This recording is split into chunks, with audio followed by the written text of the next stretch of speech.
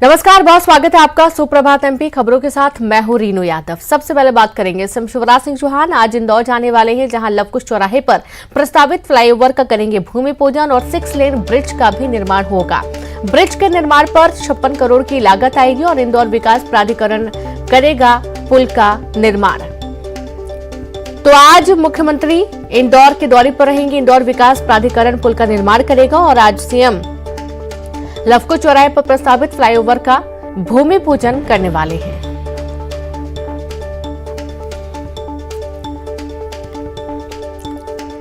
तो फ्लाईओवर का करेंगे भूमि पूजन, 6 लेन ब्रिज का निर्माण होगा। ब्रिज के निर्माण पर 56 करोड़ की लागत आएगी। इंदौर विकास प्राधिकरण इस पुल का निर्माण करेगा। बड़ी खबर इंदौर से है।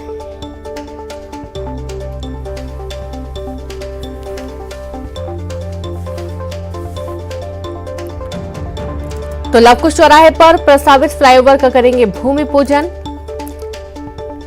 6 लेन ब्रिज का निर्माण होगा और इस निर्माण का भूमि पूजन करने के लिए मुख्यमंत्री शिवराज सिंह चौहान इंदौर के दौरे पर आज रहने वाले हैं। और सीधे रुक करेंगे संवाददाता अरुण लाइव जुड़ गए। अरुण, देखा जा रहा है कि आज मुख्यमंत्री इंदौर आने वाले हैं, जहां पर वे फ्लाईओवर का भूमि पूजन करने वाले हैं।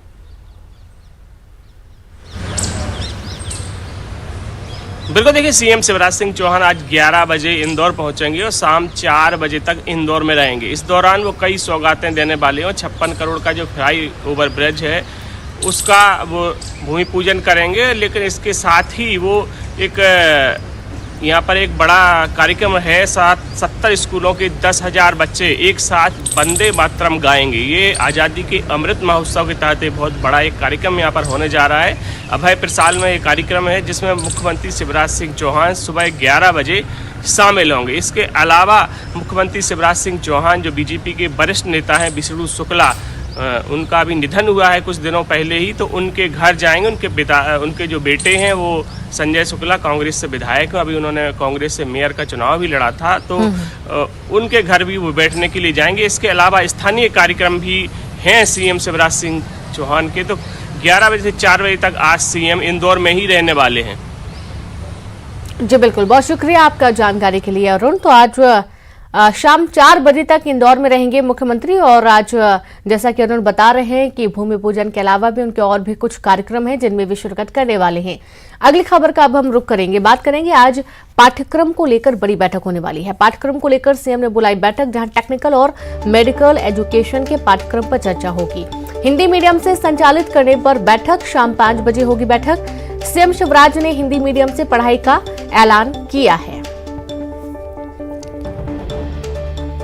तो दरअसल ये जो मांग है ये काफी वक्त से भी चली आ रही है। पाठ्यक्रम को लेकर सीएम ने जो बैठक बुलाई है वो हिंदी मीडियम जो छात्र होते हैं उनके लिए काफी महत्वपूर्ण ये बैठक मानी जाएगी, क्योंकि टेक्निकल और मेडिकल एजुकेशन के पाठ्यक्रम को लेकर चर्चा होनी है। हिंदी मीडियम में संचालित करने को लेकर बैठक शाम 5 बजे होगी। बीडी शर्मा आज 3 जिलों के दौरे पर हैं। रीवा, सीधी, सिंगरौली जाएंगे बीजेपी प्रदेश अध्यक्ष और सीधी में जिला पंचायत अध्यक्ष उपाध्यक्ष के शपथ ग्रहण में शामिल होंगे। बीजेपी पदाधिकारियों की बैठक लेंगे बीडी शर्मा। सिंगरौली में बीडी शर्मा रात्रि विश्राम करने वाले हैं।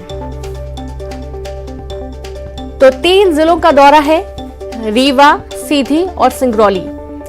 ये तीनों ही आसपास हैं बिल्कुल। और आज रीवा, सीधी, सिंगरौली के दौरे के दौरान बीजेपी प्रदेश अध्यक्ष बीडी शर्मा जिला पंचायत अध्यक्ष उपाध्यक्ष के शपथ ग्रहण में शामिल होंगे और रात्रि विश्राम सिंगरौली में करेंगे।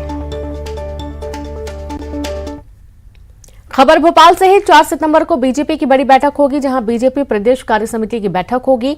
प्रदेश कार्य समिति की बैठक के बाद होगी कोर ग्रुप की बैठक। सियासी समीकरण के लिहाज से अहम मानी जा रही है बैठक। बीजेपी के सभी बड़े दिग्गज शामिल होंगे। बैठक में शामिल बीजेपी के मिशन 2023 को लेकर मंथन किया जाएगा।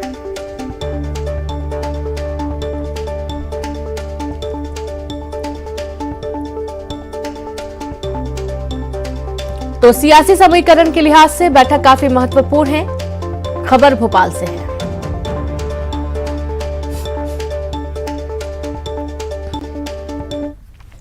और भोपाल से खबर है, शिक्षकों को एक दिवसीय प्रशिक्षण। भोपाल में सामूहिक प्रशिक्षण को लेकर तैयारियों में जुटे स्कूल। शिक्षा विभाग व्यवस्थाओं को लेकर शिक्षकों की लगाई गई ड्यूटी। 162 शिक्षकों को खाना परसने, आवास व्यवस्था करने, स्टेशन बस स्टैंड पर लगाई ड्यूटी। BLO में भी सभी शिक्षकों को लगाया। स्कूलों में पढ़ाई हो रही प्रभावित, पढ़ाई छोड़ टीचर प्रशिक्षण की व्यवस्थाओं में जुटे हैं। सामूहिक प्रशिक्षण 4 सितंबर को भोपाल में आयोजित हो रहा है।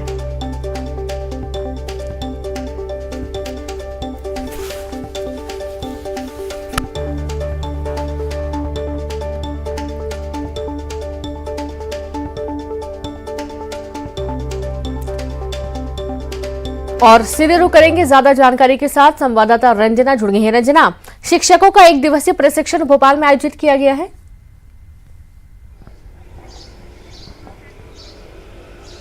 जी रेनू, 4 सितंबर को शिक्षकों का जो प्रशिक्षण है वो सामूहिक प्रशिक्षण BHEL के दशहरा मैदान में आयोजित होना है, जिसमें जो नवनियुक्त शिक्षक हैं, उच्च माध्यमिक शिक्षक और माध्यमिक शिक्षक, वो इसमें शामिल होंगे। और इसको लेकर जो तैयारियां हैं वो बड़े स्तर पर की जा रही हैं। लगातार जो बैठकें हैं उसका सिलसिला भी चल रहा है, क्योंकि चुनावी साल के लिहाज से भी अगर देखा जाए तो ये जो सामूहिक प्रशिक्षण है ये बेहद महत्वपूर्ण भी कहा जा रहा है। और इसको लेकर अब लगातार जो शिक्षक संगठन है वो भी आपत्ति जता रहे हैं, क्योंकि इस संगठन को लेकर जो स्कूल हैं, कक्षाएं हैं, वो पूरी तरह से चौपट हो गई हैं और जो पढ़ाई है वो उस तरीके से हो नहीं पा रही है जिस तरीके से पहले से जो दिशा निर्देश जारी किए गए थे। और एक तरह से जो शिक्षक हैं, प्रिंसिपल हैं, वो पूरी तरह से सामूहिक प्रशिक्षण की तैयारियों में जुटे हुए हैं। और जो आदेश है वो भी जारी किया गया है कि प्रदेश भर में जिस तरीके से राजधानी भोपाल में जो शिक्षक जुटने वाले हैं उसमें 162 से ज्यादा जो शिक्षक हैं उनकी ड्यूटी लगाई गई है। खाना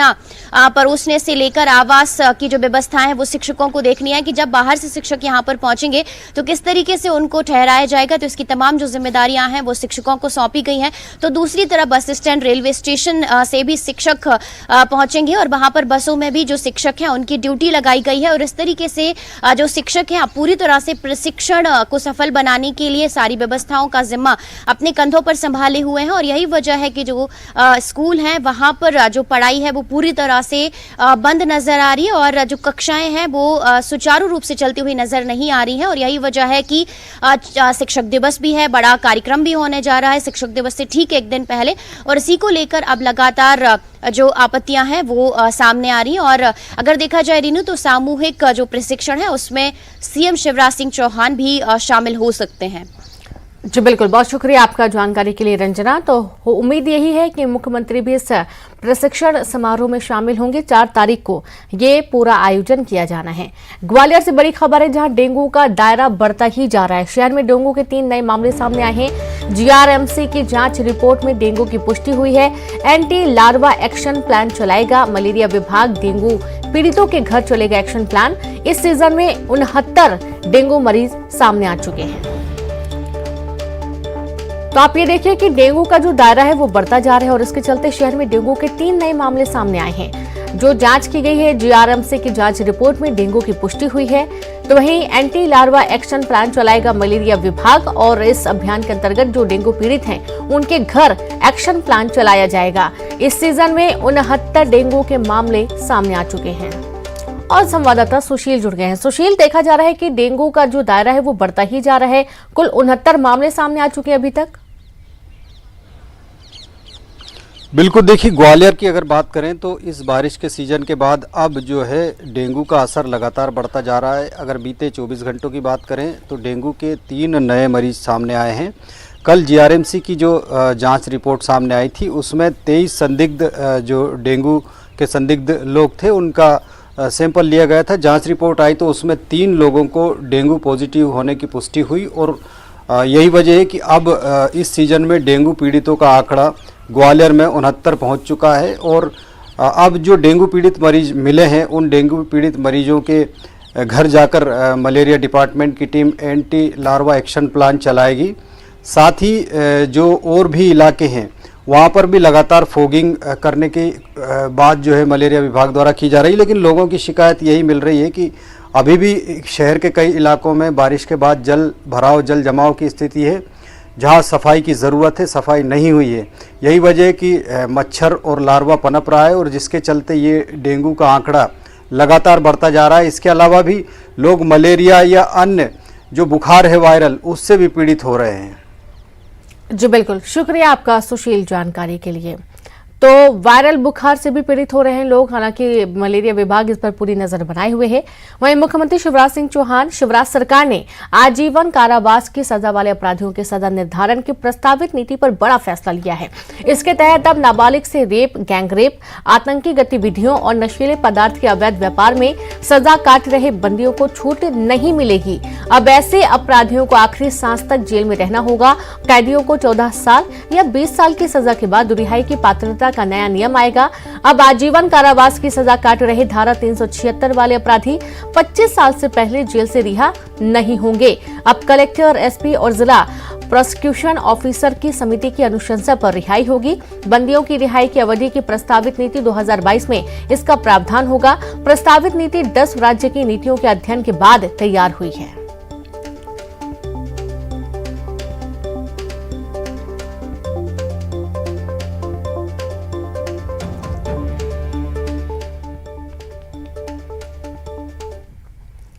झाबुआ के आदिवासी छात्र जिले की शिक्षा व्यवस्था की पोल बार बार खोल रहे हैं, लेकिन प्रशासन है कि सोया हुआ है। बच्चे छात्रवृत्ति और शिक्षण व्यवस्था की शिकायत कलेक्टर से करने 30 किलोमीटर पैदल चलकर झाबुआ पहुंच गए, लेकिन कलेक्टर साहब फिर भी इन बच्चों को नहीं मिल पाए। इस बीच कुछ बच्चों ने कमजोरी की शिकायत की, जिसके बाद उन्हें एम्बुलेंस से जिला अस्पताल पहुंचाया गया।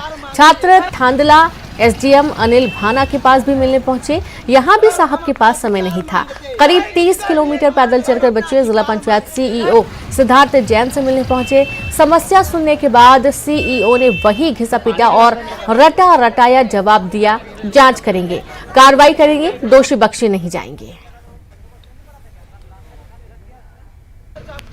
और हमारे को छात्रवृत्ति नहीं मिल रही और प्रिंसिपल सर ने हमको बोला था कि तुमको जो करना वो कर लेना, और हमको स्कूलों की पढ़ाई की भी थोड़ी समस्या है। उसके बाद हमारे स्कूल में झाड़ू पोछा नहीं हो रहा है, ये सब समस्याएं हैं और हम कलेक्टर सर के पास जा रहे हैं।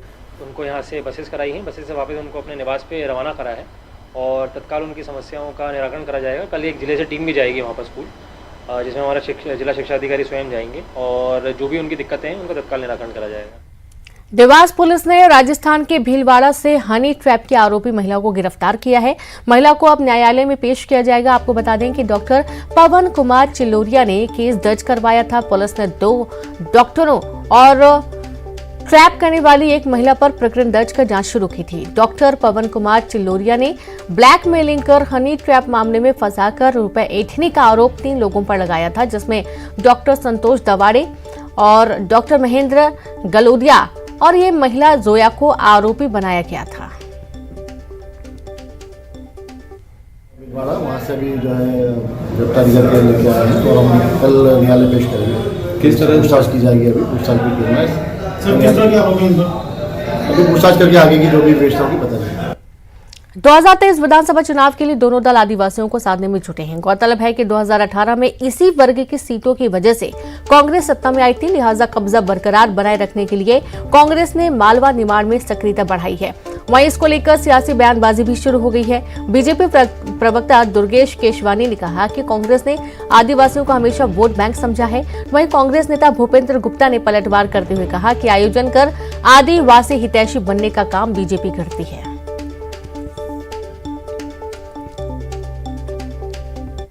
और जन कल्याण करना दोनों अलग अलग चीजें हैं। आज बीजेपी बताएं कि उनने आदिवासी कल्याण के लिए क्या काम किया। 5वीं अनुसूची किसने बनाई, आरक्षण किसने दिया संविधान में, ये सब कांग्रेस ने दिया हुआ है। 5वीं अनुसूची किसने बनाई, पेशा कानून किसने बनाया। मध्य प्रदेश में 20 साल से पेशा कानून लागू है, अभी तक उसके नियम नहीं बने। ये आदिवासियों का हित कर रहे हैं आप। लोगों को जो है पट्टे किसने दिए जमीन के, और उन पट्टों को अपात्र घोषित किसने किया, बीजेपी की सरकार ने किया।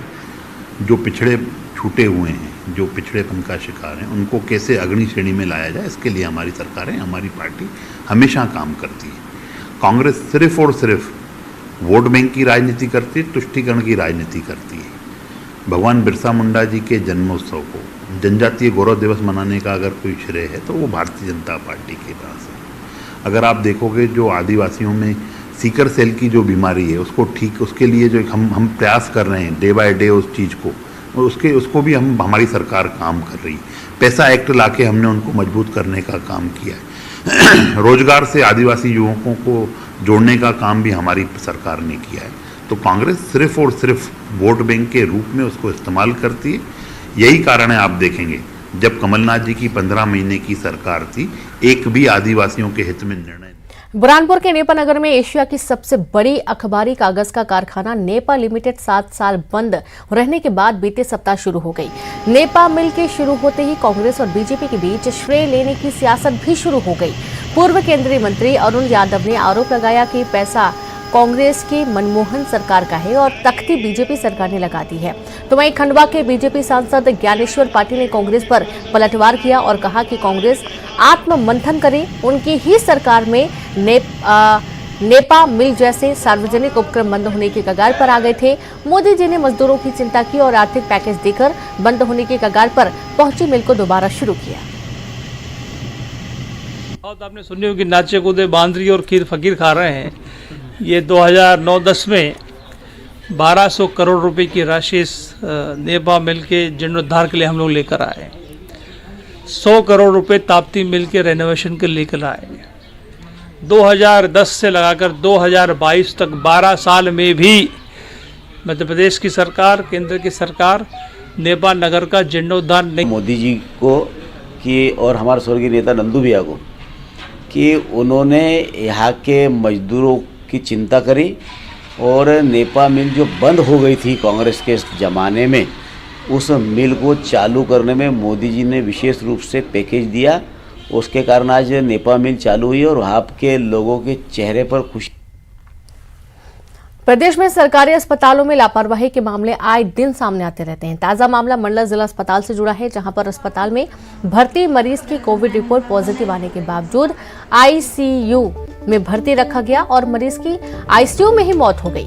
मरीज की मौत के बाद आनंद फानंद में अस्पताल प्रबंधन ने आईसीयू वार्ड को खाली कराकर सैनिटाइज कराया। मरीज की कोविड रिपोर्ट पॉजिटिव होने के बाद भी उसे आईसीयू में रखा गया, जहां मरीज के परिजन के साथ अन्य मरीज के परिजनों का आना जाना चलता रहा। अस्पताल प्रबंधन की लापरवाही के कारण अब अन्य लोगों को भी कोविड से इन्फेक्शन होने का खतरा है। इस मामले में जब हमने सीएमएचओ ने बात की तो सीएमएचओ ने कहा कि मरीज की स्थिति गंभीर थी, इसलिए आईसीयू में रखा गया था। लेता हूँ, लेकिन जहाँ तक मेरी बात जानकारी का है कि वो 71 वर्षीय पुरुष थे और उनको डायबिटीज, हाइपरटेंशन, लकवा बीमारी, डिस्लिपिडीमिया की सभी बीमारी के कारण प्राइमरी रूप से उनकी जीवन में वो थ्रेट को देखते हुए आईसीयू में रखा गया था। लेकिन फिर भी आपके इस आदेश का मैं आपके भारतीय संज्ञान पे आने के बाद मैं इस पॉइंट ऑफ व्यू से भी मैं जांच करवा लेता हूँ। इंदौर से खबर है, जहां शव को रस्सी के सहारे किया गया नदी पार। मुक्तिधाम जाने के लिए नहीं है पुलिया का इंतजाम, लंबे वक्त से लोग कर रहे पुलिया बनाने की मांग। पर्यटन मंत्री उषा ठाकुर का विधानसभा क्षेत्र है छापरिया। बारिश में कमर तक डूब जाते हैं लोग मुक्तिधाम, और आप ये देखिए कि शव को रस्सी के सहारे ले जाना पड़ा और पर्यटन मंत्री उषा ठाकुर का ये क्षेत्र पड़ता है।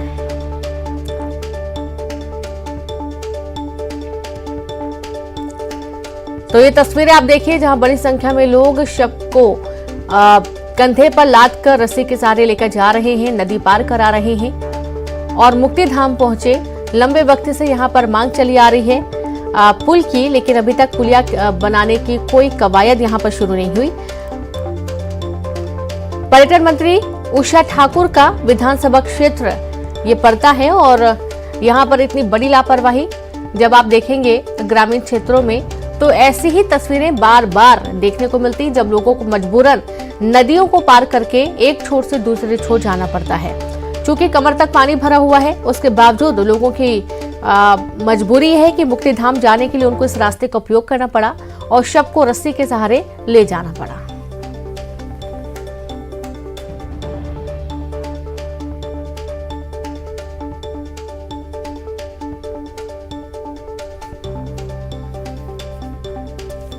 तो बारिश में कमर तक डूब जाते हैं मुक्तिधाम, लेकिन उसके बावजूद लोगों की मजबूरी इतनी है कि उन्हें इस नदी को पार करते हुए मुक्तिधाम तक जाना पड़ा।